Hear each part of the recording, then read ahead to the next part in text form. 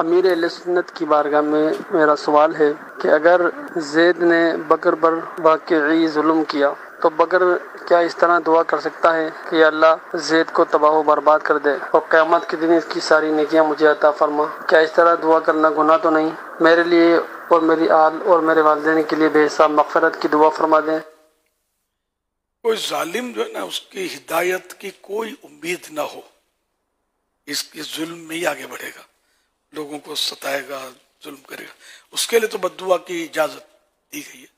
عام طور پہ اس طرح ہوتا ہے، اور پھر یہ کہ ساری نیکیوں پر دعویٰ دائر کر دینا، ساری نیکیاں دے دے، تو یہ کیسے ہوگا؟ اس طرح کی دعا سے گریز کیا جائے، معاف کر دیا جائے، معاف کرنے میں ثواب زیادہ ہے۔ ضرورتاً انتقام کی بھی صورتیں ہیں، لیکن انتقام لینے میں یہ ہوتا ہے کہ احتیاط ہو نہیں پائے گی، بہت مشکل ہے۔ پرفیکٹ مطلب ہے جتنا نقصان پہنچا اتنا ہی بندہ انتقام لے، یہ عام طور پہ ہوتا نہیں ہے، زیادہ ہی کچھ ہوتا ہے۔ یعنی چور جو ہے نا، وہ ہمیشہ ایک روایت میں مضمون اس طرح کا کہ چور ہمیشہ تہمت میں مبتلا رہتا ہے، اس طرح یعنی مفہوم اس کا خلاصہ یہ کہ جس کے ہاں چوری ہو گئی ہے نا، جس کے ہاں چوری ہوئی تو وہ چور کو مطلب طرح طرح کے الزامات لگاتا رہے گا، بولتا رہے گا برا بنا کچھ کا، یہاں تک کہ جس کے ہاں چوری ہوئی نا، یہ چور سے بڑا مجرم ہو جائے گا۔ یہ حدیث پاک اس طرح کا مضمون کیا ہے۔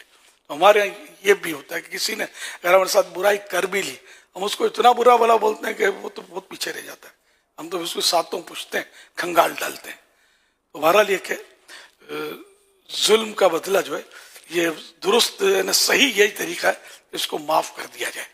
باقی یہ کہ انتقام لینا یا بات صورتیں ہوتی ہے کہ کورٹ میں چلا جانا، کیس کر دینا، یہ بھی جائز ہوتا ہے، تو اس میں بھی کوئی حرج نہیں ہے کہ جیسے کسی نے مال دبا دیا، اب معاف نہیں کرنا چاہتا، اور دبا لیا اس نے، واقعی نے جان نہیں دوں گا، کھا گیا پیچھے، واقعی ظالم میں شخص حق مار دیا اپنا، معاف کرنا نہیں چاہتا، اس کو رائٹ ہے بھلے معاف نہ کرے۔ اب یہ اس کے لیے اس کی کوشش کرے، لیکن کوشش جس طرح کہ اس سے مطالبہ کرے، سمجھائے بجھائے، وہ ایک صورتیں ہیں، ورنہ پھر یہ کہ مارا ماری بدماش آگے کرنا۔ اب یہ ہوتا ہے بدماش لوگ جو ہیں یہ فیصلے کرواتے ہیں آج کل، آدھا تیرا آدھا میرا، اور گناہ اور دھمکیاں اور فائرنگ اور بہت کچھ ہو رہا ہوتا ہے ہمارے معاشرے میں۔ یہ بہت سو کو پتا ہوگا کہ اس طرح بدماش لوگ فیصلے کرواتے ہیں۔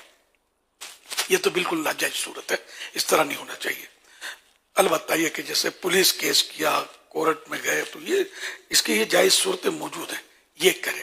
اب یہ کہنا کہ یہاں بھی انصاف نہیں ہے، وہاں بھی انصاف نہیں ہے، وہ ایک الگ صورت ہے۔ لیکن یہ صورت یہی ہے کہ جو ہم آفیشلی اس کا مطلب ہے کہ کورٹ کے ذریعے ضرورت ہے تو یا کوئی اچھے آدمی بیچ میں ڈال کر فیصلے کروائے، بدماشوں سے نہیں۔ اب بدماش جو ہوتا ہے نا، کسی کا ہوتا نہیں ہے۔ بدماش کو آپ نے کہا کہ اس کو پٹائی کرو، میں اتنے دوں گا، اور اگر اس کو وہ زیادہ دے دے گا نا، وہ آپ کو پکڑ لے گا، مارے گا۔ یہ پیسوں کے مطلب ہوتے ہیں، اچھے لوگ نہیں ہوتے بدماش۔ تو ان سے مطلب جو کیچڑ میں ہاتھ ڈالیں گے نا آپ، تو آپ ہی پھنسیں گے، آپ پر بھی چینٹے آئیں گے اور گندے ہو جائیں گے آپ، کوئی بھروسہ نہیں ہوتا۔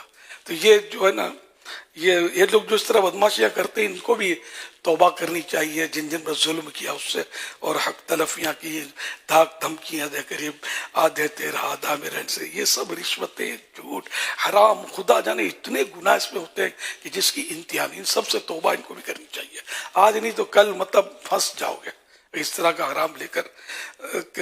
ابھی چلو طاقت ہے، جوانی ہے، اسلحہ ہے، کل پولیس کے بھی اگر اچھے چڑھ گئے تو پولیس بھی نہیں چھوڑتی، بات ہوگا کیا کیا مطلب حساب کتاب چلتا ہے۔ اچھا پھر بھی بچ گئے، بڈھے تو ہوں گے نا، پھر بھی بچ گئے، بڑھاپے میں بھی کچھ نہیں ہوا، مرو گے تو صحیح نہ، جاؤ گے کہاں بچ گئے، قبر میں کیا کرو گے؟ پھر کون بچانا ہے گا؟ نہ تمہاری دادا گیری، نہ پیدا گیری، نہ کوئی سورس، کچھ بھی کام نہیں ہے، نہ تمہارا اسلحہ۔ اس لیے مطلب سب کو ڈرنا چاہیے اللہ سے، اپنی طاقت پر ناز نہیں کرنا چاہیے۔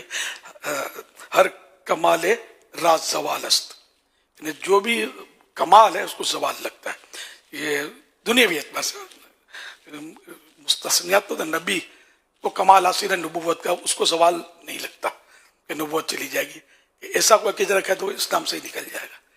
تو جو بھی بات کی جاتی ہے وہ مخصوص دائرے بھی کی جاتی ہے۔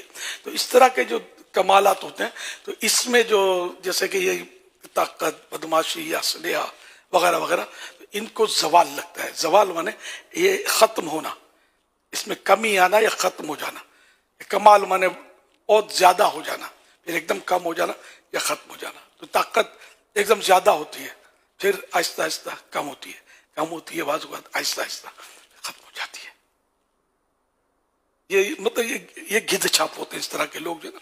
گدھ کی مثال یہ اس میں حیات الحیوان میں گدھ ایک پرندہ ہے جو مردار کھاتا ہے. جب وہ بھوکا ہوتا ہے مردار پر آتا ہے نا، اس پر کوئی کچھ نہیں کر سکتا، اتنا وہ پاورس میں ہوتا ہے. مردار کھاتا بہت ہے، ڈٹ کے کھاتا ہے، اتنا کھاتا ہے، کھا کے وہیں ایسا سست پڑتا ہے کہ ابھی بچہ بھی اس کو مار دے، ایسا ہو جاتا ہے. تو یہ بدماشوں کا حال ہے کہ بعض اوقات اس کو چھوٹے لوگ جو ہے نا یہ اڑا دیتے ہیں جذبات میں آ کر انتقامی کاروائی میں.